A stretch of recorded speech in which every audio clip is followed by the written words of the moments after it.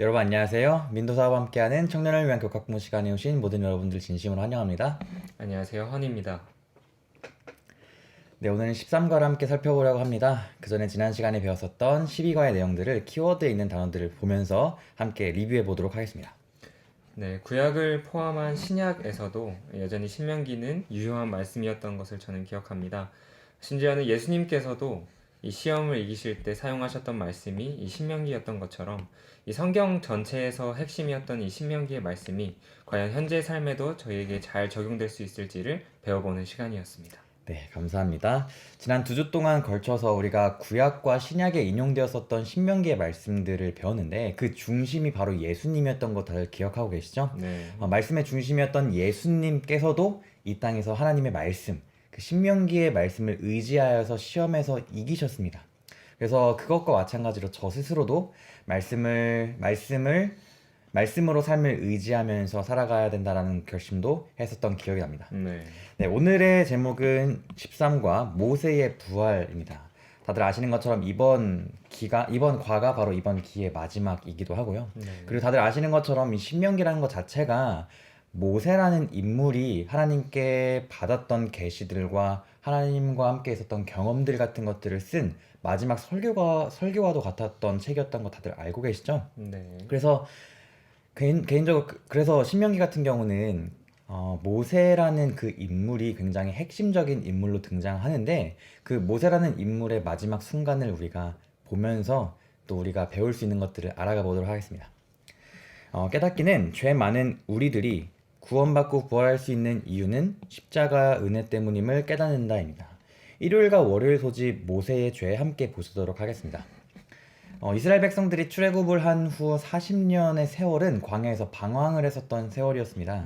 비도 내리지 않았었고 곡식도 잘 자라지 않았었던 그곳에서 40년 동안 100만 명이 넘는 그 사람들과 함께 살아갔던 것들이 좀 상상이 되시나요? 어, 그것이 현실적으로는 불가능한 일이었기 때문에 하나님께서는 그들에게 음식과 물을 베푸셨습니다.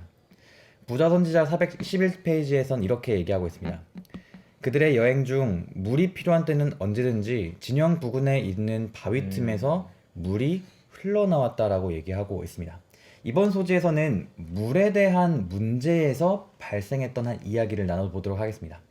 개인적으로 허니님께 이 밑에 있는 민수기 20장 1절부터 13절에 있는 이야기에 대해서 좀 설명을 좀 해달라고 부탁드리겠습니다.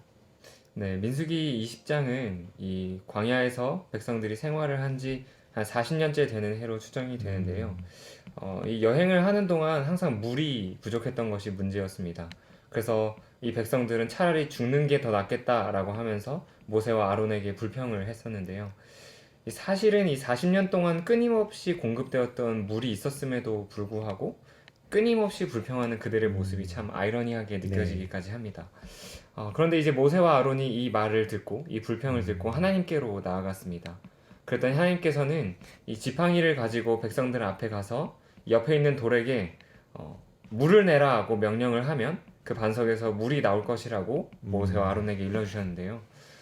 그런데 모세가 하나님 명령대로 이 지팡이를 가지고 가기는 했는데 그 하나님께서 말씀하신 그대로 하지는 않았습니다. 그래서 오늘 소지의 핵심이었던 모세의 죄가 이곳에 등장을 하고 있습니다. 민수기 20장에는 이렇게 기록하는데요. 모세와 아론이 회중을 그 반석 앞에 모으고 모세가 그들에게 이르되 반역한 너희여 들으라. 우리가 너희를 위하여 이 반석에서 물을 내랴 하고 모세가 그의 손을 들어 그의 지팡이로 반석을 2번 치니 물이 많이 솟아나오므로 회중과 그들의 짐승이 마시니라. 아마 모세가 아주 많이 화가 났던 것 네. 같습니다. 이 모세가 백성들을 향해서 너희 반역자들이라는 표현을 썼는데요.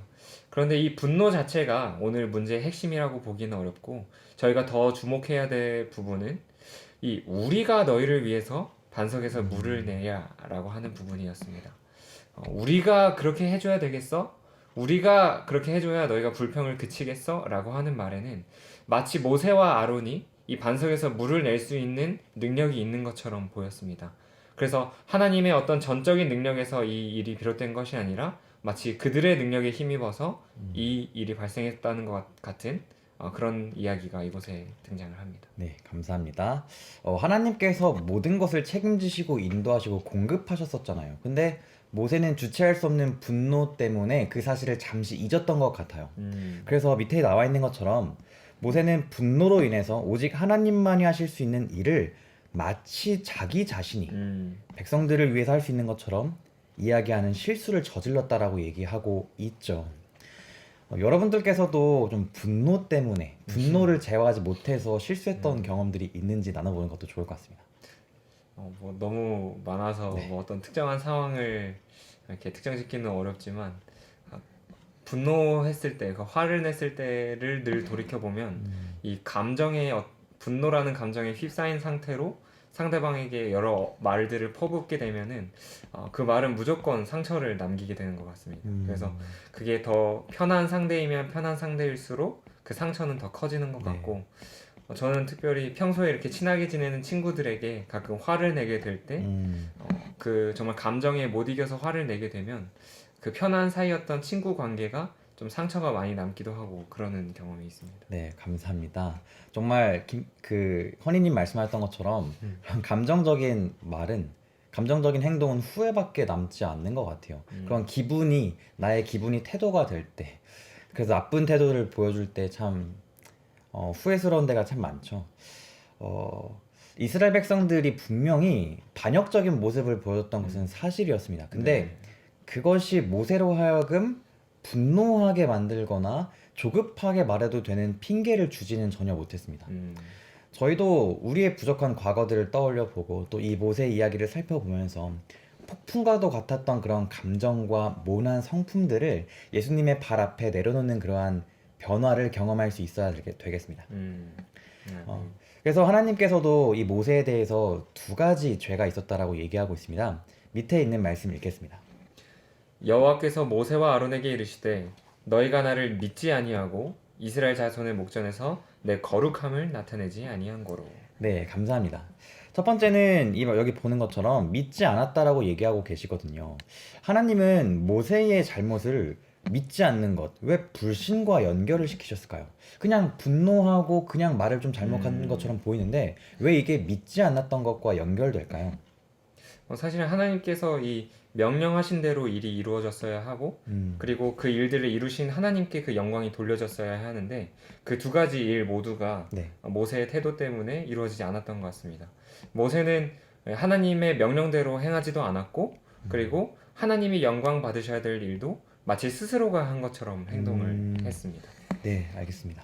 따지고 보면은 모세와 아론이 백성들처럼 하나님을 불신하고 하나님에게 불평했던 것은 이 장면에서는 좀 아니었던 것 같아요. 그렇죠? 네. 좀 달라 보이지만 우선 하나님께서 말씀하셨던 그대로 순종하지 않았다라고 네. 허니님께서 얘기해 주셨고 그리고 자기의 멋대로 감정을 담아서 행동했었던 교만함이랄까요? 그런 것들을 보여줬죠. 근데 성경에서 자신의 감정이랑 그런 하나님께서 명령하신 거랑 그 명령하신 대로 그대로 순종하지 않는 그런 것들을 교만이라고 얘기하는데 교만은 하나님의 은혜와 도움을 부인하는 것을 뜻합니다.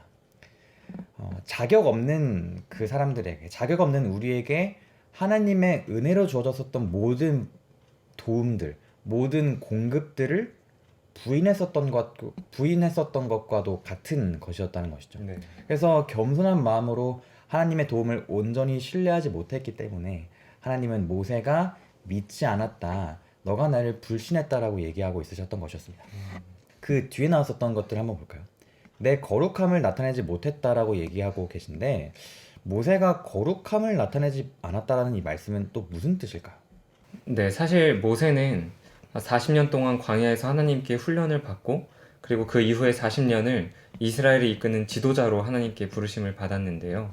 특별히 모세는 광야에서 40년 동안 이스라엘 백성들을 이끌면서 심지어는 시나산 꼭대기에 올라가서 하나님의 품성을 나타내는 그 십계명을 직접 이스라엘에게 전달하기도 했던 아주 중요한 위치에 있는 사람이었습니다. 모세는 누구보다 하나님의 품성을 잘 전달해야 되는 인물이었는데도 불구하고 하나님의 품성을 자기의 교만 때문에 이곳에서 그릇 나타내 버렸습니다. 네, 감사합니다. 모세가 분노함으로써 백성들 앞에서 하나님의 품성을 왜곡되게 보여줬다라고 말씀해 주셨습니다. 하나님은 그들을 책임지시고 하나님이 우리의 모든 공급자라는 것을 보여줌으로써 하나님께 거룩함을 나타내야 했었는데 그것을 드러내지 못했다라는 것이었죠. 네.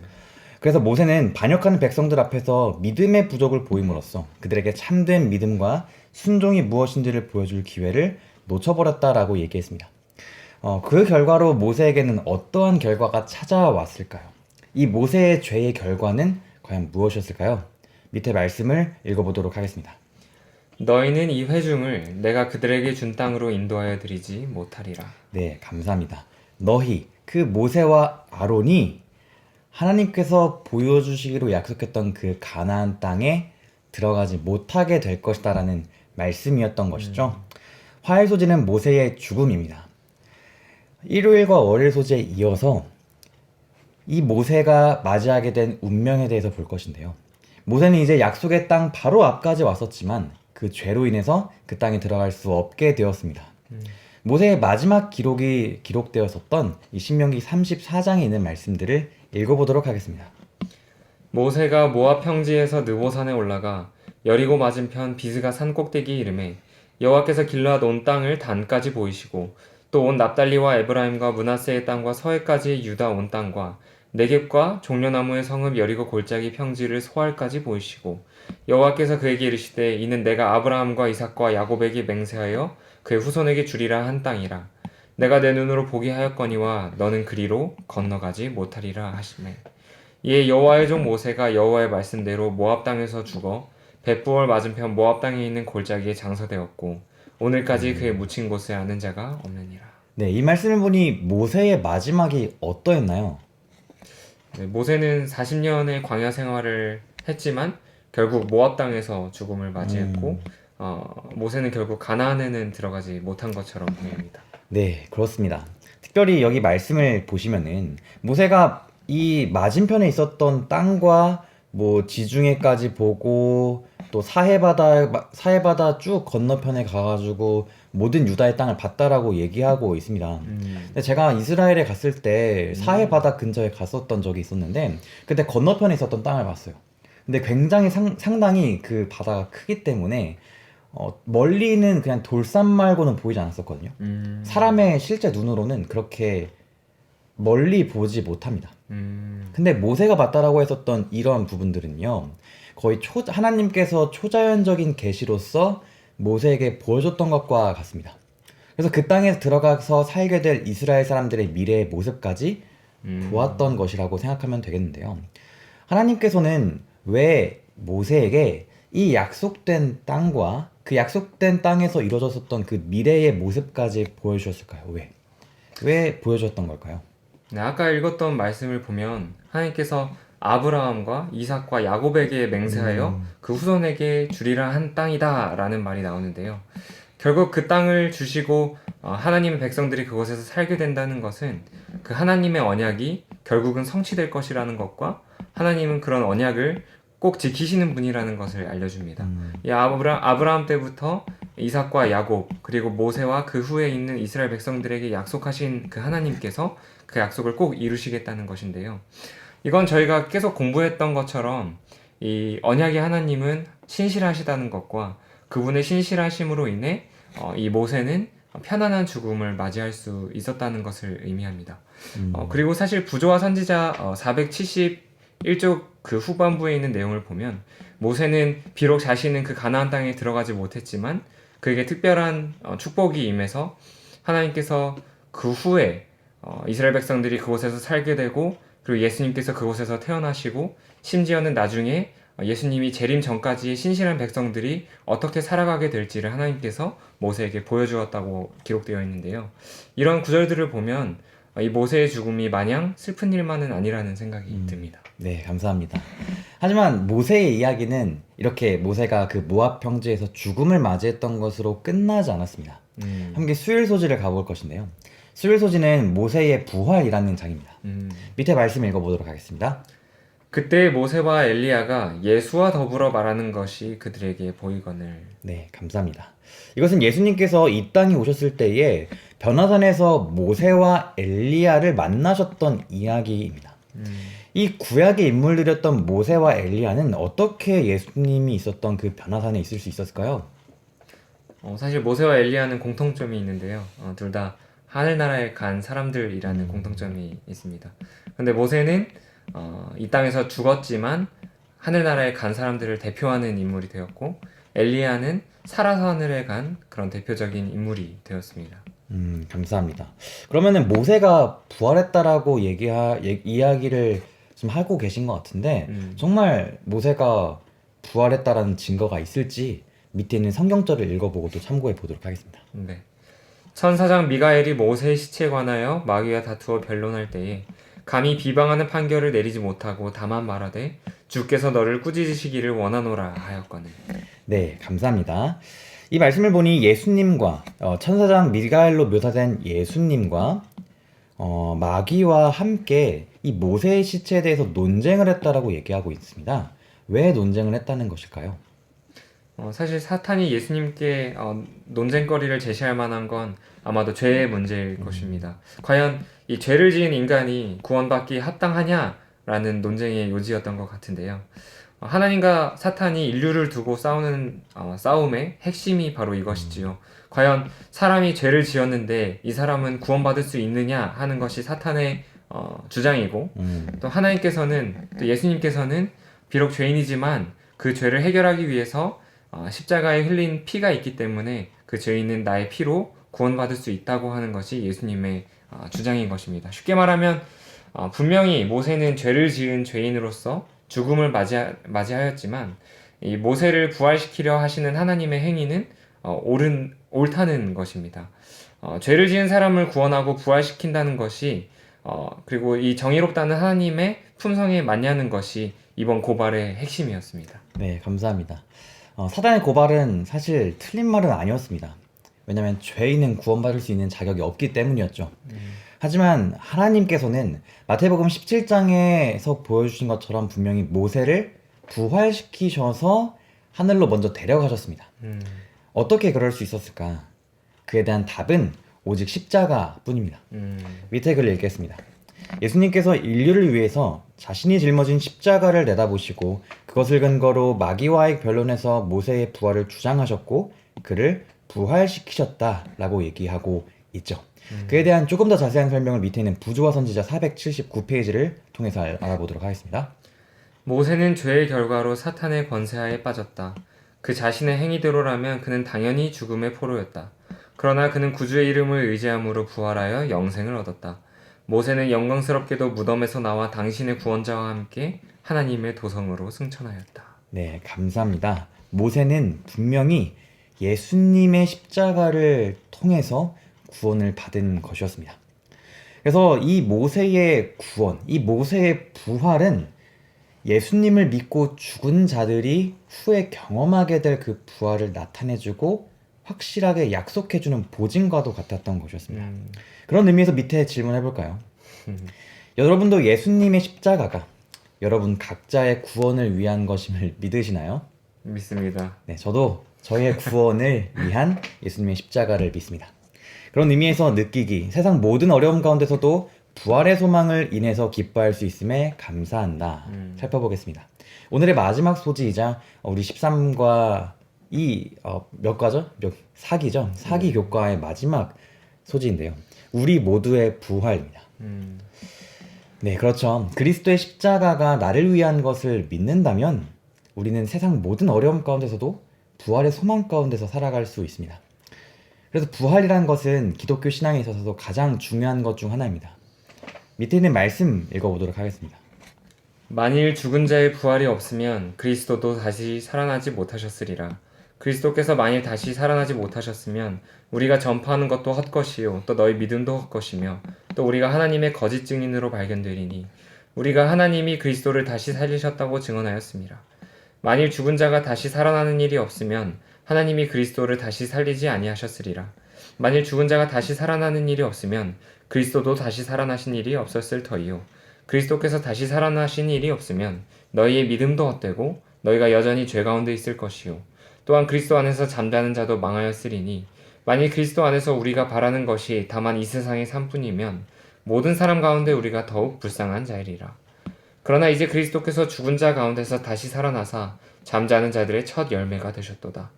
사망이 한 사람으로 말미암았으니 죽은 자의 부활도 한 사람으로 말미암는도다. 아담 안에서 모든 사람이 죽은 것 같이 그리스도 안에서 모든 사람이 삶을 얻으리라. 네, 감사합니다. 이 고린도전서 15장은 부활의 장으로 굉장히 유명한 말씀이죠. 이 말씀들은 부활에 대한 신앙이 얼마나 중요한지를 얘기하고 있는데 그리스도인들에게 부활의 신앙은 얼마나 중요한 것일까요? 부활이 없다면 저희가 믿는 모든 게 다 헛것이 되어버리고 이 세상에서 사는 어떤 목표와 또 목적이 사라지는 것 같습니다. 네, 그래서 흔히 세상에서 말하는 욜로라고 하는 그냥 나는 이 세상에서 만족하고 죽겠다고 하는 것이 어쩌면 그리스도인에게도 모토가 될 수 있을 법한 좀 그런 위험이 있는 것 같은데요. 그런 것처럼 부활이 없으면 그리스도인에게는 삶의 목적도 잃어버리고 저희의 믿음도 다 헛것이 되어버리는 그런 위험이 있는 것 같습니다. 네, 감사합니다. 부활에 대한 소망이 없다면 우리에게는 아무 소용이 없다라는 말씀이시죠. 마찬가지로 그리스도께서 반대로 생각하면 그리스도께서 부활하셨다. 부활이란 것이 존재한다. 라는 것을 우리가 성경에서 발견할 수만 있다면 우리 또한 부활할 수 있다는 것에 대한 확실한 보증을 가지고 소망을 가질 수 있을 것입니다. 정말 감사한 것은 그리스도께서 죄의 권세를 깨뜨리시고 부활하셨기 때문에 우리도 훗날 죄된 세상에서 잠들더라도 부활하게 될 것이다라는 분명한 소망이 있는 것입니다.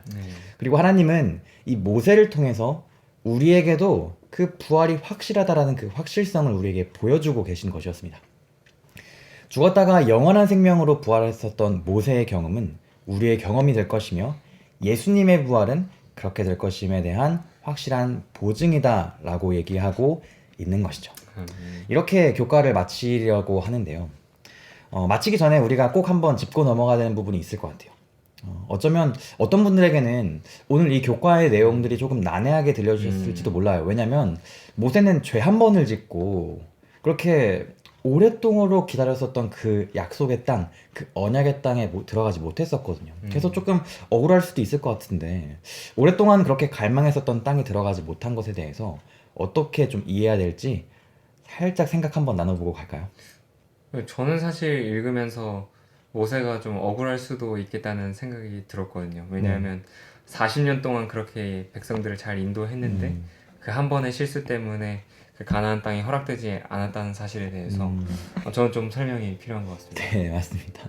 정말 억울할 수 있을 것 같아요. 우리가 뭐 일주일 동안 기다렸었던 뭔가 맛있는 음식 먹으러 가자는 약속이 취소돼도 얼마나 서운하고 얼마나 슬퍼요. 40년 동안 그렇게 간절히 바랬었던 그 땅. 억울할 수 있지만 실상은 그렇지 않습니다. 저자는 이렇게 설명합니다.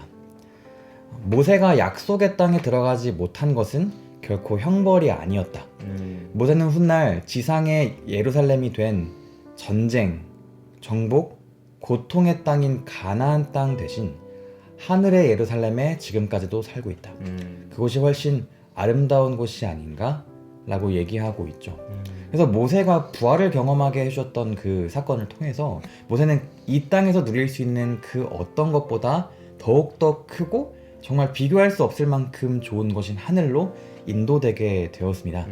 모세의 이 모습이 장차 우리가 경험하게 될 모습이라는 것이죠. 그래서 모세의 부활은 우리 모두가 경험하게 될 부활들을 나타내고 있기 때문에 모세의 이야기는 우리에게도 소망을 주게 될 것입니다. 마지막으로 결론 읽고 마치겠습니다. 모세는 이스라엘을 약속의 땅 앞까지 인도한 위대한 지도자였지만 여전히 실수 많은 죄인이었습니다. 하지만 모든 인류를 위해 짊어지실 예수님의 십자가를 근거로 부활할 수 있었습니다. 우리도 예수 그리스도의 십자가를 의지할 때 부활의 소망 가운데서 행복한 그리스도인으로 살 수 있음을 기억해야 합니다. 네, 감사합니다. 이렇게 13과 모세의 부활 2021년 사기 마지막 교과를 마치게 되었습니다. 허니님은 이번 과를 정리하시면서 어떻게 정리하고 싶으신가요? 이 모세와 같은 참 신앙의 대선배 또한 여전히 예수님이 필요한 죄인이라는 사실이 저의 믿음에 참 큰 위안을 주는 것 같습니다. 상담에서도 집단 상담이 주는 교훈이 저 사람도 나와 비슷한 고민을 하고 있구나 라는 것에 대한 안도감이라고 하는데요. 참 예수님이 필요하지 않은 사람이 단 한 사람도 없다는 사실이 오늘 저희들의 신앙에 서로서로를 도울 수 있음에 또 감사한 것 같고 참 예수님이 필요하지 않은 사람이 단 한 사람도 없구나 라는 걸 오늘 느끼게 되었습니다. 네, 감사합니다. 저는 이번 기 교과 마지막에 이 부활에 대한 신앙을 함께 배우면서 우리의 세상살이가 아무리 어려울지라도 우리 마음 가운데 변치 않는 소망이 있다면 우리에게 정말 큰 위로가 될 수 있구나 라는 사실을 배우게 됩니다. 우리가 신명기 교과 13과를 끝까지 함께 공부했던 것처럼 우리도 모세와 같이 끝까지 하나님의 신실함을 의지하여서 모세가 경험했었던 그 부활에 함께 참여할 수 있게 되기를 간절히 바라는 마음으로 마치면 좋을 것 같습니다. 기도하겠습니다. 사랑의 아버지 하나님, 이 모세와 같이 우리가 언약의 하나님의 그 신실하신 그 품성을 놓지 않고 끝까지 부활의 소망을 가짐으로써 이 힘든 세상 가운데서도 기쁨과 평화와 축복 가운데서 살아갈 수 있도록 도와주옵소서. 예수 그리스도의 이름으로 기도합니다. 아멘.